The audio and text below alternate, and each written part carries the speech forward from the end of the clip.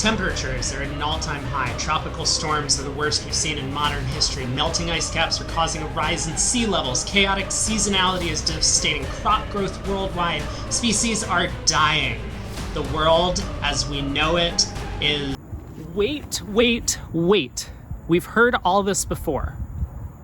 If we travel back in time to 1856, Eunice Newton Foote published a paper recording the heat retention properties of carbon dioxide.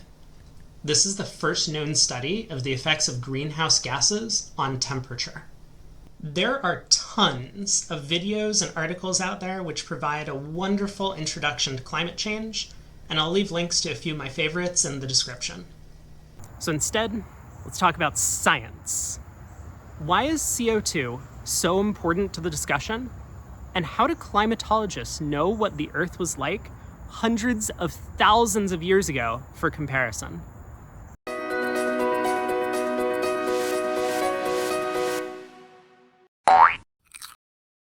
Light.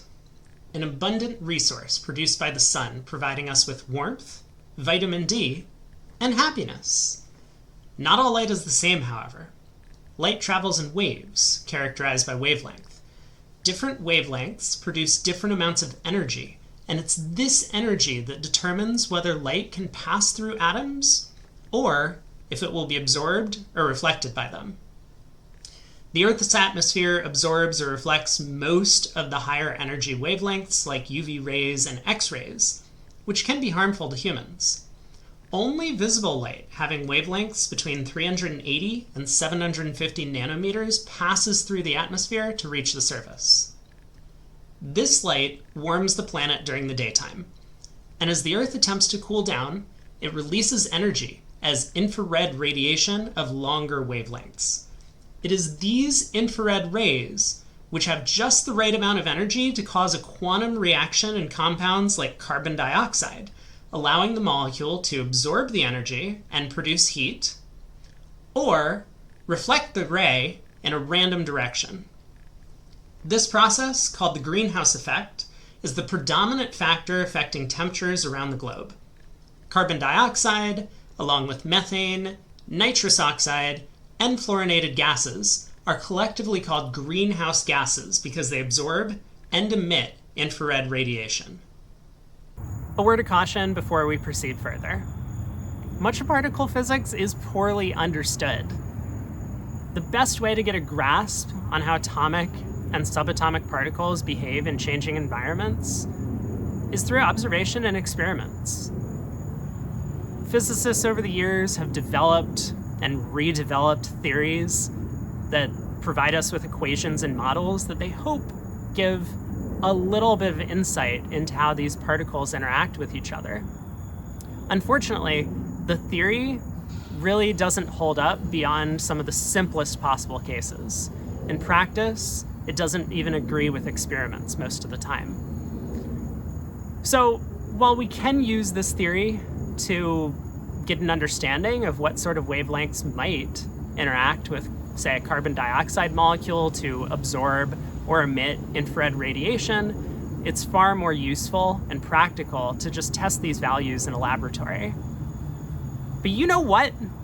I worked hard to learn this theory. So let's just roll the clip.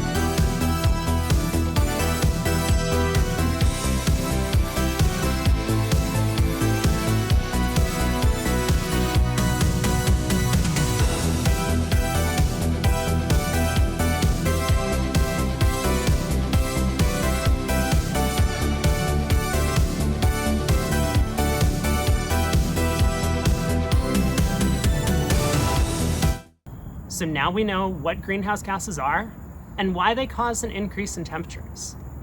Let's take a closer look at some of their properties so we can understand why scientists are so concerned about carbon dioxide specifically. If we look at the characteristics of each greenhouse gas, you might think that carbon dioxide is the least of our problems. But when we account for the quantity of each, it becomes clear that carbon dioxide is the main contributor to global warming. How do scientists measure carbon dioxide in the atmosphere? In 1958, Charles David Keeling began recording atmospheric CO2 concentrations at the Mauna Loa Observatory in Hawaii. The technique he used is called infrared absorption, which works a little something like this. An air sample is slowly pumped through a cylindrical cell with windows on both ends. Infrared light is transmitted through one window, through the cell, and measured at the opposite end with a sensor. By choosing an appropriate wavelength, around 4.2 or 4.3 micrometers, the light is partially absorbed by CO2 molecules and by other greenhouse gases like methane and water vapor. Oh no! Can we separate these gases somehow? Fortunately, yes, we can. Through a nuanced process called spectral subtraction, shown here, we can systematically remove interfering greenhouse gases from our data and identify with high precision the concentration of carbon dioxide. Higher absorption was used until 2019, when it was replaced by the more precise method of cavity downring spectroscopy. In cavity downring spectroscopy, an infrared laser beam enters a chamber filled with an air sample. It reflects off multiple mirrors and the laser is turned off. This allows the radiation to be absorbed and dissipate throughout the chamber. By measuring the rate of decay, which is usually a couple of milliseconds, and again applying spectral subtraction, we find the CO2 concentration. Higher absorption and CDRS measurements are how we know that CO2 concentrations in the atmosphere have been growing at an alarming rate since the late 1950s. But that doesn't explain how we have graphs like this one, dating out to 800,000 years ago. To understand what the atmosphere was like hundreds of thousands of years ago, scientists rely on tiny bubbles of air preserved in ice from the distant past, sitting thousands of meters below the surface. At Lake Vostok in Antarctica, the temperature has been below freezing for much of the last 60 million years.